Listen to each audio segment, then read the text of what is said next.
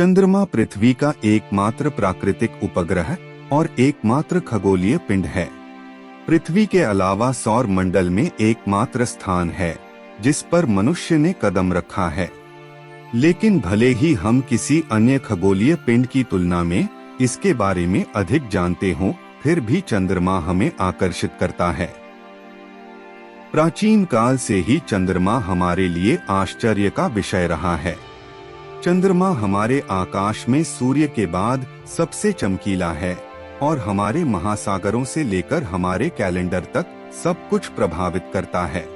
चंद्रमा शब्द का उपयोग खगोलीय पिंडों का वर्णन करने के लिए किया जाता है जो बड़े पिंडों और सितारों की परिक्रमा करते हैं।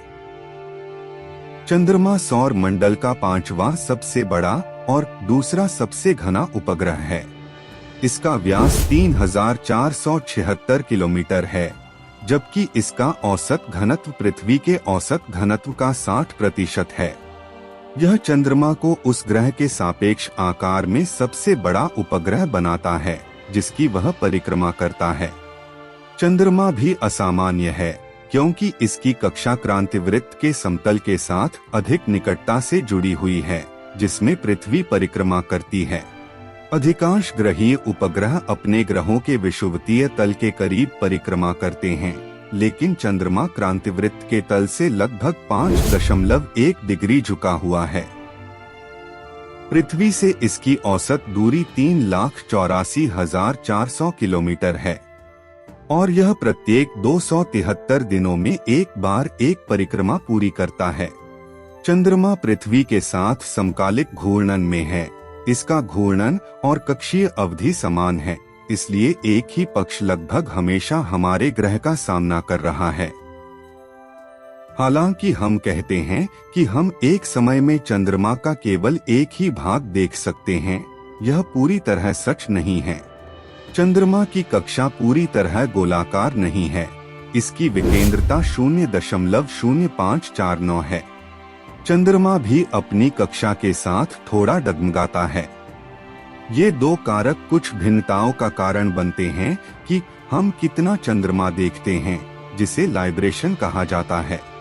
जब चंद्रमा पृथ्वी के सबसे करीब होता है, जिसे पेरिगी कहा जाता है, तो यह घूमने की तुलना में थोड़ी धीमी गति से परिक्रमा करता है। इसका मतलब है कि हम वास्तव में इसके पूर्वी सुदूर भाग के लगभग 8 डिग्री देशांतर की एक झलक प्राप्त कर सकते हैं। जब चंद्रमा अपनी कक्षा में अपने सबसे दूर के बिंदु पर होता है, तो इसकी कक्षा अपने घूमने की तुलना में थोड़ी तेज होती है, तो हमें इसके पश्चिमी छोर पर 8 डिग्री देशांतर की झलक मिलती है।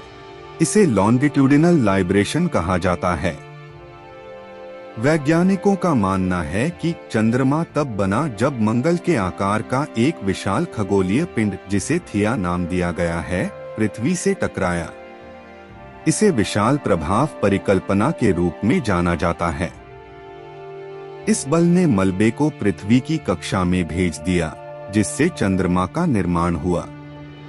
हालांकि 2012 में अपोलो मिशन के दौरान चंद्रमा से लिए गए चट्टान के नमूनों के विश्लेषण से पता चला कि चंद्रमा की संरचना लगभग पृथ्वी के समान है।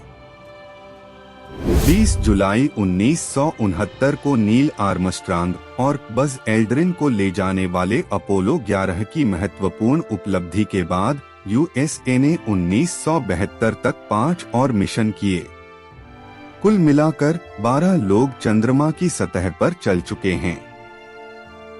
इन मिशनों के दौरान अंतरिक्ष यात्रियों ने नमूने एकत्र किए, विज्ञान प्रयोग किए, परिदृश्य का पता लगाया। तब से कोई भी चंद्रमा पर वापस नहीं गया है।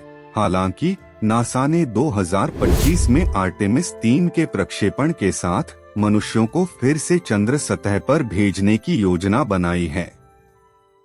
कृपया अपडेट और ऐसी ही यूजफुल जानकारी के लिए हमारे चैनल को सब्सक्राइब करना न भूलें। अगला वीडियो आप कौन सा देखना चाहते हैं, कमेंट करके जरूर बताएं।